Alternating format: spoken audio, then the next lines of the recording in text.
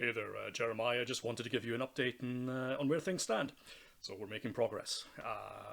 Most of the tree up until around the mid 19th century, so 1850, something like that, is confirmed.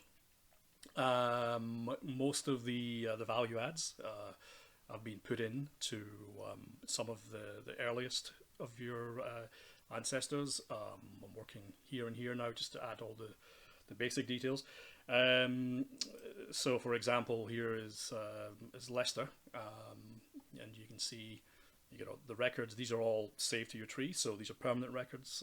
If you stop subscribing to Ancestry, not all the records are from Ancestry, but this particular one was, I believe. But you now have them permanently, so no need to continue your subscription once you don't need it. Various pictures from elsewhere, where they were baptized, him and his sister, where he appears to have lived with his grandmother and his mother, but possibly just visiting for the night, not quite clear. Sharpsburg, like lots of that area, the Rust Belt now, but 1930s. One of the pillars of American industrial might, right? The Heinz Company there, Ford, I believe some of his earliest factories in the area. So all the details basically on the kind of areas they lived in, their military records. Get some amazing military people in your background going all the way back. Some pivotal moments in history there.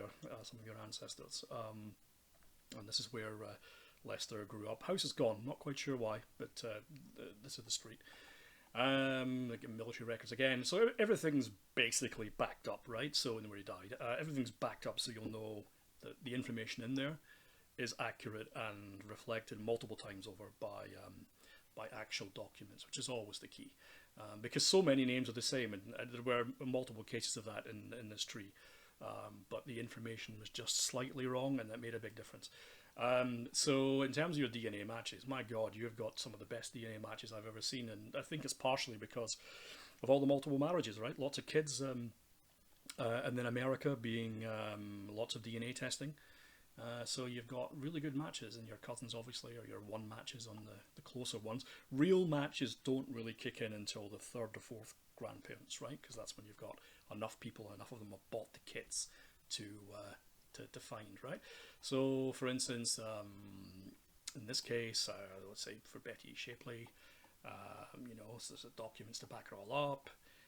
Colorized, incidentally, her school yearbook here.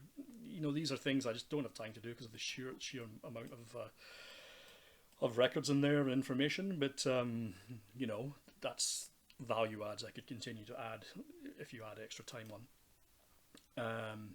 So she's got her through line, which obviously is just your mother, right, and your aunt, because that's a recent thing.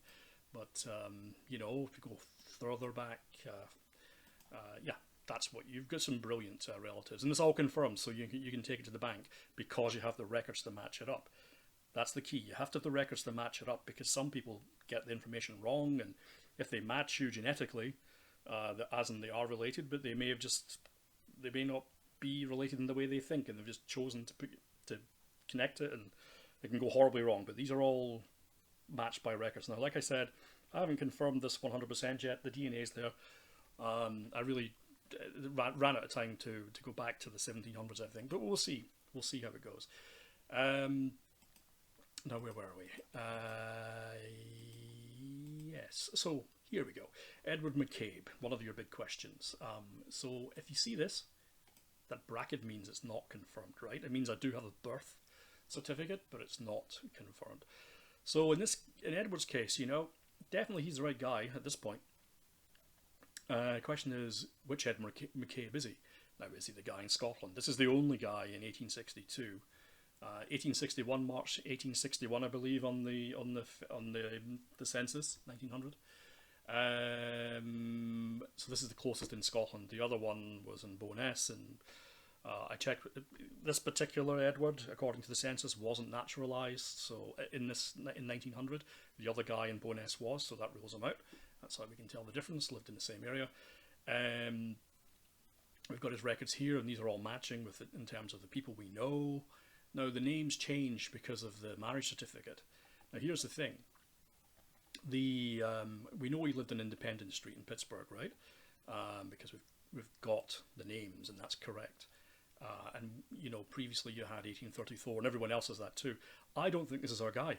And I've just come to that revelation today because it's been driving me insane trying to work this out. And the reason is basically the certificate says New Jersey, not Pennsylvania. Now, why would he be dying in New Jersey? If you know the reason for that, fine, but I can't see why that would be the case. And then I started digging a little bit further, and what I discovered was that the 1900 Independence Street, Pittsburgh address, someone did die who lived in Independence Street, who was 39, which he is on the record, in 1900. So here's the record. You can see, here he is, Edward McCabe.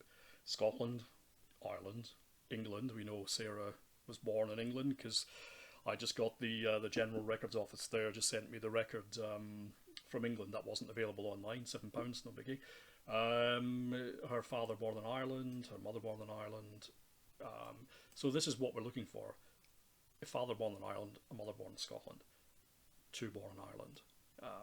We've got the immigration years, which helps there too, right? So basically, March 1861. There is no one in Scotland born in March 1861. There's a few in Ireland, but not with the names on his marriage certificate.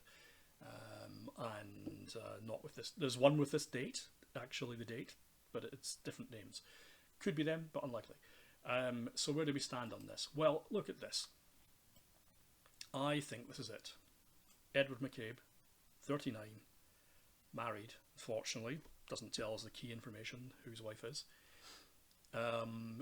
He died in an accident, mining accident of some description. James McCabe and Mary, just like the marriage certificate. 113 Independence Street. I think this is our guy. I think he died in 1900.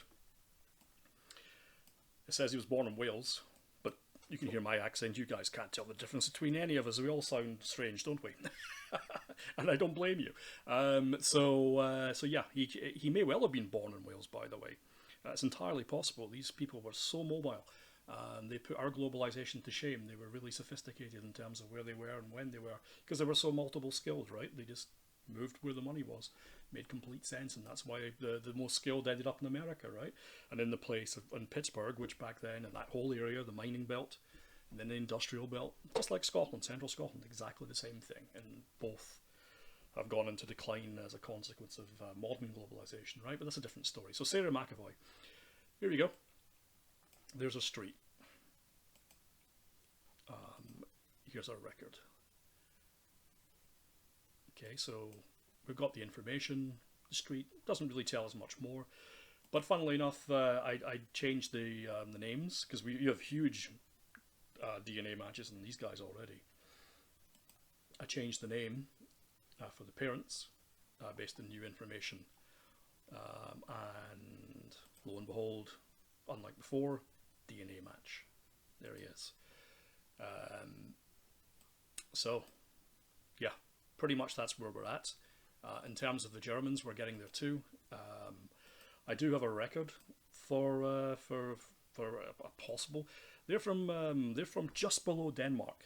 That used to be part of Germany. Treaty of Versailles, World War I, all went pear-shaped and went to Denmark, and a lot of Germans left, went to America. This could be our guy. Someone requested this. Right year, right area, right name. But you know, it's like Smith, right? William Smith. Without corroborating information, you really just can't prove it. But it's a good possibility because of the age and the location. But I really can't guarantee it, right? But we got the marriage document back from excuse me, Illinois as well. Chicago. It didn't really tell us anything that we didn't know. Where is she? They sent that to me the other day. Alright, so we're cooking on 10 minutes here. But there you go. Here's the file. She's in there, right? The street. I recognise that street straight away, so it's the right person. So, yep, we've made a lot of progress. You've got a lot of accurate information in there now. Yeah, I'll do what I can in the next week. I'm going to go over a few hours for you, and then you can decide what you want to do. Okay, all the best. Bye-bye.